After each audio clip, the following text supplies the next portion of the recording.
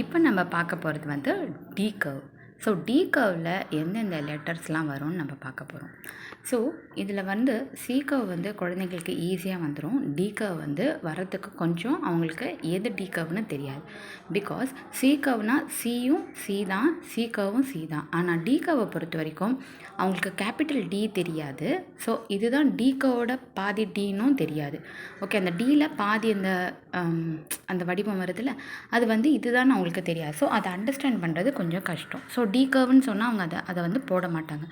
அதனால் வந்து நான் ஏற்கனவே சொல்லியிருக்க மாதிரி நம்ம ஹேண்டை வச்சு சொல்லி கொடுத்துருக்கேன். ஸோ சி கர்வ், அதுக்கு ஆப்போசிட் சைடு டி கர்வ்னு சொல்லிட்டு அந்த மாதிரி நீங்கள் சொல்லிக் கொடுக்கணும். இதில் பார்த்தீங்கன்னா ஸ்டாண்டிங் லைன், இந்த டி கர்வ் வந்து லாக், டி கர்வ் லாக் அப்படி சொல்லணும். இதுலேயுமே ஸ்டாண்டிங் லைன் பி போடும் போது லாக் அப்படின்னு சொல்லணும். டி கர்வ் லாக் அப்படின்னு சொன்னிங்கன்னா அவங்களுக்கு வந்து தெரிஞ்சிடும். ஓகே, லாக் அப்படின்னு சொல்லிட்டு. லாக்குன்னா கரெக்டாக அந்த லாக் பண்ணுவாங்க, அந்த ஸ்டாண்டிங் லைனோடு டச் பண்ணி எழுதுவாங்க.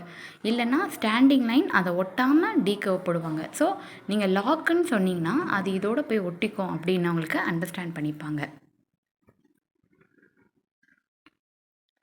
இப்போ வந்து பாருங்கள், இந்த டூ லைன்ஸ்குள்ளேயே ஸ்டாண்டிங் லைன், ஜம்ப் ஜம்ப். எம்மை நம்ம எப்படி சொல்லணும்னா ஸ்டாண்டிங் லைன், ஜம்ப் ஜம்ப். என் வந்து ஸ்டாண்டிங் லைன், ஜம்ப். ஸோ இதில் வந்து நம்ம டவுன் ஃபோல்டுன்னு சொன்னால் அவங்களுக்கு அந்தளவுக்கு அண்டர்ஸ்டாண்ட் பண்ண மாட்டாங்க. So standing line, jump. அதுக்கப்புறம் வந்துட்டு small standing line, jump. Long standing line jump பண்ணிங்கன்னா அது ஹெச் ஆகிடும். இதில் வந்து அப்ஃபோல்ட், அப்புறம் இது வந்து பால் மாதிரி. இதில் நம்ம எப்படி அண்டர்ஸ்டாண்ட் பண்ண சொல்லிக் கொடுக்கலான்னு பார்த்தீங்கன்னா, நீங்கள் என்னு, எம்மு, டபிள்யூ அது சொல்லிக் கொடுக்கும் போதே நீங்கள் வந்து இதோட பேரையும் சொல்லிக் கொடுத்துடணும். அப்போ தான் அவங்க வந்து இந்த மாதிரி ஜம்ப் பண்ணுறத அவங்க வந்து அப்ஃபோல்ட் அப்படின்னு பண்ணுவாங்க. அப்ஃபோல்ட் W. So standing line, jump. இப்போ வந்து பாருங்கள், யூ ஃபோல்ட், அதாவது அப்ஃபோல்ட் டபிள்யூ, இது ரெண்டும் ஒன்றா சொல்லிக் கொடுக்கணும். அதே மாதிரி என் சொல்லிக் கொடுக்கும் போதே நீங்கள் என்ன சொல்லிக் கொடுக்கணும்னா யூ சொல்லிக் கொடுத்துடணும். ஸோ இதை இப்படி கவுத்து போட்டிருக்காங்க, இதை இப்படி கவுத்து போட்டிருக்காங்க. ஸோ டு அண்டர்ஸ்டாண்ட், அவங்க வந்து ஞாபகம் வச்சுக்கிறதுக்காக நம்ம இந்த மாதிரி ட்ரிக்கியாக சொல்லிக் கொடுக்குறோம். ஸோ அவங்களுக்கு இதில் தான் டிஃப்ரென்ஸ் வரும். இப்போ பார்த்தீங்கன்னா எல் பார்த்தீங்கன்னா அதோடு டச் ஆகக்கூடாது, அந்த ஃபஸ்ட்டு ப்ளூ லைனோட டச் ஆகக்கூடாது, இந்த இடத்துலையே ஸ்டாப் ஆகிடணும்.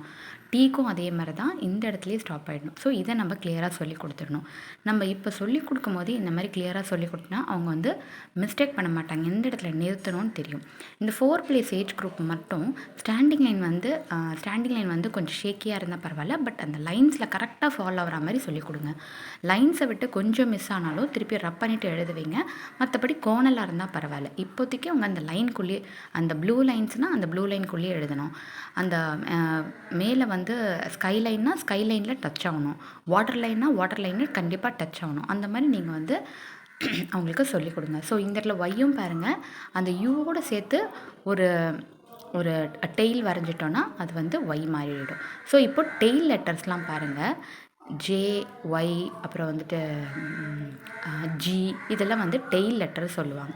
ஸோ இதில் பாருங்கள் ஆரும் ஐயும் வந்து, ஸோ ஆரும் ஐயும் வந்து இந்த கவுத்து போட்டால் எப்படி இருக்குமோ அந்த தான் ரெசபிள் பண்ணுது. ஸோ இந்த மாதிரி நம்ம அவங்களுக்கு அண்டர்ஸ்டாண்ட் பண்ண சொல்லிக் கொடுக்கலாம். ஸோ இந்த மாதிரி பேராக சொல்லி கொடுத்துட்டிங்கன்னா அவங்க வந்து அவங்களுக்கு வந்து ஈஸியாக வந்து அவங்க ஐடென்டிஃபை பண்ண ஆரம்பிச்சிடுவாங்க. இப்போ என் பையனுக்கு இதுதான் ஆறு, இதுதான் ஐயனா குழம்பிக்க போகிறான்னா கண்டிப்பாக அதை வந்து குழம்பலாம் மாட்டாங்க. ஹேண்ட் ரைட்டிங்கை பொறுத்த வரைக்கும் இப்போதைக்கு அவங்க எழுதிட்டதுக்கப்புறமா நீங்கள் வந்து அவங்களுக்கே இப்போ 26 லெட்டர்ஸ்னால் அவங்களுக்கு கண்டிப்பாக வந்து ஒரு 20 லெட்டர்ஸ் அவங்களே அண்டர்ஸ்டாண்ட் பண்ணிப்பாங்க. அந்த 6 லெட்டர்ஸ் தான் சில லெட்டர்ஸ் தான் அவங்களால வந்து டிஃப்ரென்ஷியேட் பண்ண முடியாது. அந்த மாதிரி லெட்டர்ஸ் அவங்க போக போக கற்றுப்பாங்க. ஈயை பொறுத்த வரைக்கும் சி கர்வ், அதுக்கப்புறம் கண்ணுன்னு சொல்லுங்கள். இதில் லெட்டர்ஸில் வந்து A to Z கண் இருக்கிற லெட்டர்னு பார்த்தீங்கன்னா ஈ தான், அதுக்கு ஒரு கண் இருக்கிற மாதிரி இருக்கும். இப்போ நீங்கள் வந்து சி கர்வ் அதுக்கு கண் போடுனா கண்டிப்பாக அவங்க போட்டுட்டு ஈ அப்படின்னு சொல்லிடுவாங்க. ஈன்னு சொல்லும் போது நீங்கள் என்ன பண்ணணும்னா பல்ல வச்சு ஈன்னு பண்ணி காட்டுன்னு அப்படின்னு நீங்கள் வந்து ஒரு அடையாளத்தை சொல்லிட்டிங்கன்னா அவங்க வந்து கண்ணு ஈ அப்படின்றது வந்து அண்டர்ஸ்டாண்ட் பண்ணிப்பாங்க. அதே மாதிரி எஸ்ஸு பாருங்கள், எஸ் எப்படி வேணால் போடட்டும், ஆனால் அந்த 2 ப்ளூ லைன்ஸ்குள்ளேயே போடணும், அது கம்பல்சரி. அதுக்கப்புறம் பார்த்திங்கன்னா எக்ஸு பார்த்திங்கன்னா இந்த பக்கம் சி கர்வ், இந்த பக்கம் டி கர்வ் அப்படி. அதே மாதிரி Z பார்த்திங்கன்னா 3 மாதிரி போடணும், 3 மாதிரி சொல்லிக் கொடுங்க. 3 மாதிரி சொல்லி கொடுத்துட்டு அதுக்கப்புறம் அந்த இசட் போடணும். ஸோ இதில் பார்த்திங்கன்னா அந்த 3 எப்படி வருதுன்னு பாருங்கள். இப்படி போட்டாலும் ஓகே தான், இப்படி போட்டாலும் ஓகே தான். ஸோ வந்து இதெல்லாம் கூட அவங்க வந்து ஈஸியாக போட்டுருவாங்க. இல்லைனா டீகவ் மாதிரி போட்டு கீழே வந்து டெய்ல் லெட்டர்ஸ் மாதிரி போட்டிங்கன்னா அவங்க ஈஸியாக அண்டர்ஸ்டாண்ட் பண்ணிப்பாங்க. ஸோ இது வந்து ஓ வந்து எப்போவுமே வந்து ஆன்டி கிளாக் வைஸே போடட்டும். கிளாக் வைஸ் போடுறத விட ஆன்டி கிளாக் வைஸ் போட்டாங்கன்னா அவங்களுக்கு வந்து கொஞ்சம் ஹெல்ப்ஃபுல்லாக இருக்கும் running hand writing, cursive hand writing எழுதும் போது. ஸோ கே பார்த்திங்கன்னா ஸ்டாண்டிங் லைன், ஒரு சின்ன ஸ்லாண்டிங் லைன், அதுக்கப்புறம் வந்து ஜம்ப். இது வந்து ஹெச் போட்டும் நம்ம ஸ்லாண்டிங் லைன் சொல்லி கொடுக்கலாம். அதுதான் கே.